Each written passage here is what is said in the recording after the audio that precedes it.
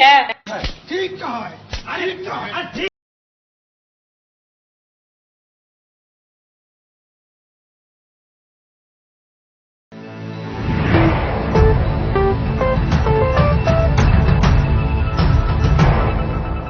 वैसे तो चीन के मुद्दे पर पहले से ही मोदी सरकार सांस भी नहीं ले रही है।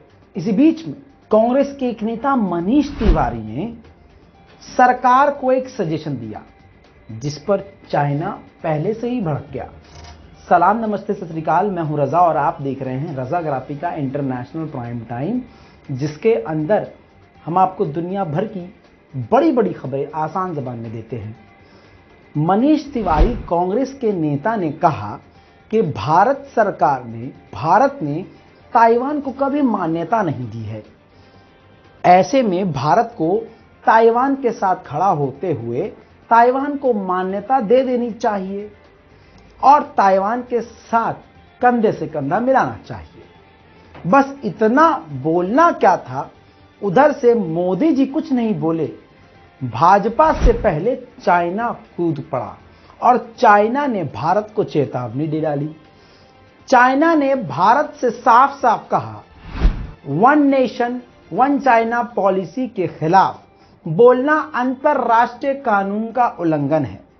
भारत अमेरिका के नक्शे कदम पर ना चले और हमारे इंटरनल मुद्दों पर बोलने से 100 कदम दूर रहे।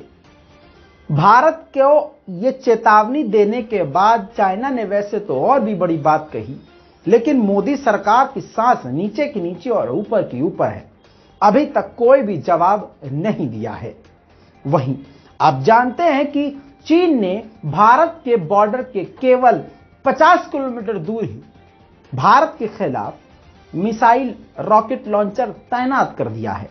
इस पर भी लगभग एक हफ्ता गुजर चुका है। मोदी सरकार की सांस नीचे की नीचे और ऊपर की ऊपर है, लेकिन भारतीय सेना ने कुछ बड़ा फैसला लिया है। आपको बता दूं कि LAC के 100 किलोमीटर दूर, चाइना से मान लीजिए 150 किलोमीटर सिर्फ दूर पर, उत्तराखंड के बेहद करीब बॉर्डर के इलाके में अमेरिका और भारत मिलिट्री ड्रिल चीन के खिलाफ करने वाले हैं। बताया यह जा रहा है कि इस मिलिट्री ड्रिल के बाद चाइना भड़क सकता है। मोदी जी ने और गृह मंत्री ने अपने मुंह से तो कुछ नहीं कहा, लेकिन भारतीय सेना जंग के लिए तैयारी करती हुई नजर आ रही है। जानकारी के लिए बता दूं कि 14 तारीख यानी 14 अक्टूबर से 31 अक्टूबर तक यह मिलिट्री ड्रिल सिर्फ 100 किलोमीटर बॉर्डर से दूर, चाइना के 100 किलोमीटर दूर यह ड्रिल होने वाली है। जानकारी यह आ रही है कि भारत और अमेरिका की साथ में यह सबसे बड़ी मिलिट्री ड्रिल होगी। चीन को इसमें दोनों देश मिलकर अपनी ताकत दिखाएंगे और अपना रौला दिखाएंगे। इससे पहले ही आपको बता दूं कि अमेरिका का जो युद्धपोत है USS रोनाल्ड रेगन, ये फिलीपींस के समुद्र में मौजूद है और ऑलरेडी चाइना के खिलाफ एक्शन कर रहा है। वहीं पर G7 ने चीन के खिलाफ बयानबाजी की, यानी चीन जो ताइवान के पास मिलिट्री ड्रिल, बल्कि ताइवान को घेर कर मिलिट्री ड्रिल कर रहा है, उसके खिलाफ बयान दिया। G7 में कौन कौन से देश हैं दोबारा से याद दिला देता हूं बच्चों के लिए। Canada, France, Germany, Italy, Japan, UK, US और यूरोपीय यूनियन इसके अंदर शामिल हैं। सबने मिलकर ताइवान का सपोर्ट किया, जिसमें जापान भी शामिल है इस ग्रुप में G7 में। तो जापान के साथ चीन की मीटिंग थी, चाइना भड़क गया। भड़का ऐसा कि जापान के साथ अपनी सारी मीटिंग्स को रद्द कर दिया। इसके अलावा भारत के अलावा कई सारे देशों में टिकटॉक तो बैन ही है। वहीं पर UK ने भी, यानी ब्रिटेन ने भी चाइना का टिकटॉक ऐप बैन कर दिया। अब नैन्सी पॉलिसी का भी सुन लीजिए। नैन्सी पेलोसी ताइवान से निकलकर साउथ कोरिया गई थी। वहां जाके उन्होंने नॉर्थ कोरिया के खिलाफ बयानबाजी करी और कहा कि नॉर्थ कोरिया जो साउथ कोरिया के खिलाफ कर रहा है, हम कसम खाते हैं कि हम साउथ कोरिया के साथ खड़े रहेंगे जैसे हम ताइवान के साथ। वहीं जानकारी के लिए आपको बता दूं कि नॉर्थ कोरिया न्यूक्लियर प्लांट पर काम कर रहा है, न्यूक्लियर बॉम्ब विकसित कर रहा है, जिस पर अमेरिका हमेशा आपत्ति जताता है। अब नॉर्थ कोरिया के किम जोंग की तरफ से सीधा सीधा कह दिया गया है कि हमारे न्यूक्लियर पावर प्लांट पर या न्यूक्लियर हथियारों की विकसितता पर, बनावट पर और उसमें हम जो काम कर रहे हैं उसमें अमेरिका की दखल अंदाजी बिल्कुल बर्दाश्त नहीं करेंगे। दोस्तों, आपको याद होगा कि अफगानिस्तान के अंदर घुसकर अल जवाहिरी अलकायदा के हेड को ड्रोन से कत्ल कर दिया अमेरिका ने, और अपनी छाती थपथपाई, पीठ थपथपाया और अपनी खूब जमकर तारीफ करी। लेकिन अब बाइडेन की सिट्टी पिट्टी गुम है। अल जवाहिरी का कत्ल तो कर दिया और अपनी वाहवाही दुनिया में दिखा दी, लेकिन अमेरिका की इस वक्त हवासंठ हो गई है। इतनी हवासंठ हो गई है कि अमेरिका ने आधिकारिक ऑफिशियल तौर पर अमेरिकियों के हित में एक नोटिफिकेशन जारी किया है, वार्निंग जारी करी है और कहा है कि अमेरिकी अरब देशों में जाने से रुके, बाहर बल्कि ना निकलें अमेरिका से, अपना ध्यान रखें, क्योंकि अल-कायदा बड़ा आतंकी हमला कर सकता है, अमेरिकियों को किडनैप कर सकता है, सुसाइड बॉम्बर से उड़ा सकता है, खतरनाक जानलेवा हमला कर सकता है, किडनैप करके काफी बड़ा नुकसान कर सकता है। तो अगर इतना डर था लवड़ासुरों को तो यह ऑपरेशन क्यों किया, हमको यही समझ में नहीं आ रहा है। अगर ऑपरेशन किया है तो फेस करो। खैर, अमेरिका का यही रवैया अभी से नहीं, पहले से है। अब मामला गंभीर होता हुआ देख के कतर ने अमेरिका और अफगानिस्तान से यानी तालिबान से कहा है कि कतर का जो आपका एग्रीमेंट था, दोहा का जो एग्रीमेंट था शांति का, उसको ना तोड़ें, बचाएं उसको। वहीं पर तालिबान ने अपना पल्ला झाड़ा है और तालिबान ने कहा है कि कसम से हमको मालूम नहीं था कि अलकायदा का हेड अल जवाहिरी अफगानिस्तान में और राजधानी में छुपा हुआ है। इससे साफ लग रहा है कि तालिबान भी अपने रुख में नरमी ला रहा है। वहीं पाकिस्तान आपको अगर ले चलूं तो पाकिस्तान में अभी जो एक हेलीकॉप्टर क्रैश हुआ जिसमें सीनियर अधिकारी पाकिस्तान के मारे गए आर्मी के, बलूचिस्तान के ग्रुप ने बताया कि हेलीकॉप्टर काफी नीचे से उड़ रहा था, हमने एंटी एयरक्राफ्ट गन का इस्तेमाल करके उस पर हमला किया और हमने मार गिराया। कौन कह रहा है? वहां के लोकल ग्रुप कह रहे हैं, लेकिन पाकिस्तान आर्मी ने इसको ठुकरा दिया और कहा यह सिर्फ फेक न्यूज है और यह जो एक्सीडेंट हुआ, ये जो हेलीकॉप्टर क्रैश हुआ, यह खराब वेदर की वजह से हुआ।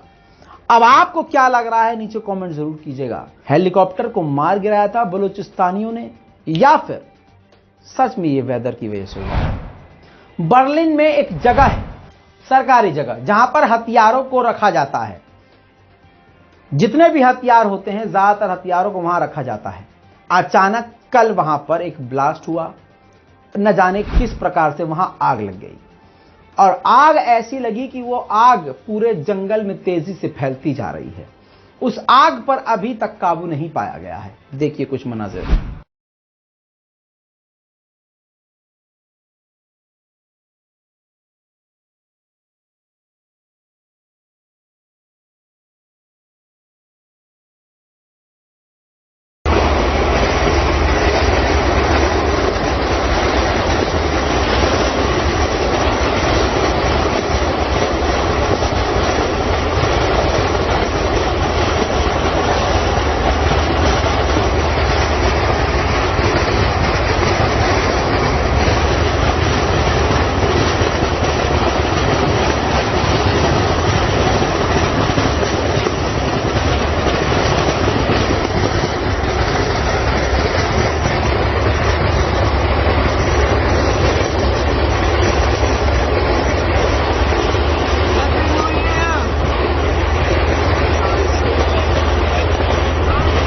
इसी के साथ आइए मिलकर लानत भेजते हैं एक बार फिर से फ्रांस पर। फ्रांस में इस्लामोफोबिया को एक बार फिर से दिखाया है और अपना नंगापन प्रमोट करने के लिए स्कूलों के अंदर हिजाब को बैन कर दिया है। इससे पहले कि मुसलमान कुछ बोले, कम से कम यूएन ने खुद ही पहले बोल दिया है। मुसलमानों से पहले यूएन ने ही क्लियर कट कह दिया कि यह इंटरनेशनल लॉ का उल्लंघन फ्रांस ने किया है। अब दोस्तों एक नई जानकारी, नई खबर, बिल्कुल ताजा। मडागास्कर सुना तो होगा, गूगल कर लीजिएगा। मडागास्कर की जनता सरकार के खिलाफ प्रदर्शन करने पर उतर आई है। जगह जगह हिंसक प्रदर्शन हो रहा है। बात वही है, महंगाई, बेरोजगारी, भुखमरी, लाचारी, सरकार का करप्शन, इसी का इल्जाम लगाकर जनता सड़कों पर है और जोरदार प्रदर्शन, बल्कि हिंसक प्रदर्शन चल रहा है। देखिए कुछ तस्वीरें।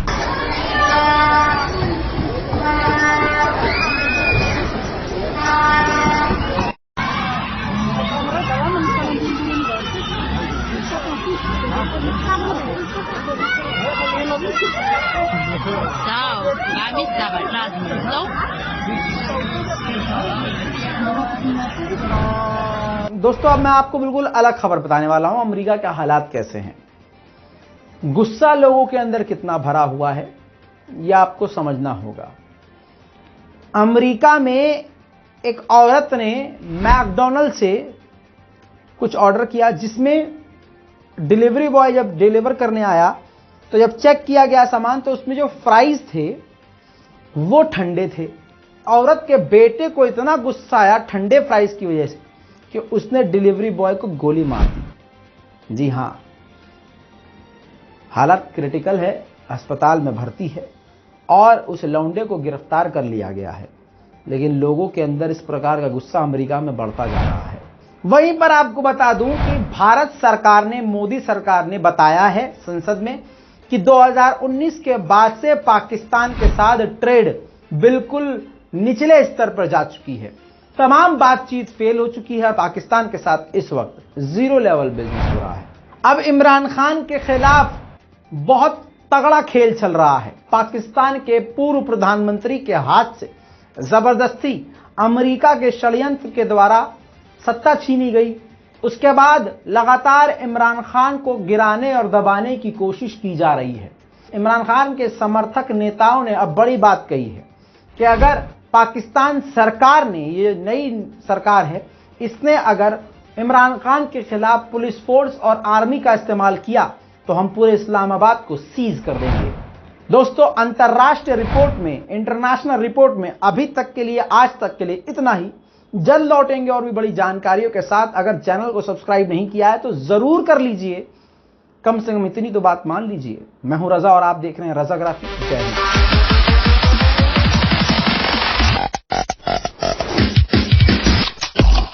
तेरा बाप